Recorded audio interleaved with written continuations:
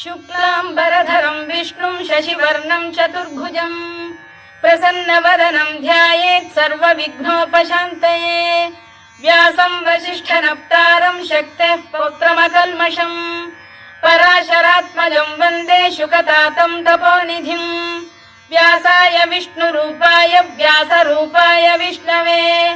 नमो वै ब्रह्मनिधये वासिष्ठाय नमो नमः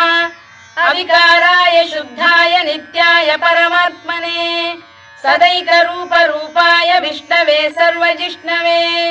यस्य स्मरणमात्रेण जन्म संसारबन्धनात्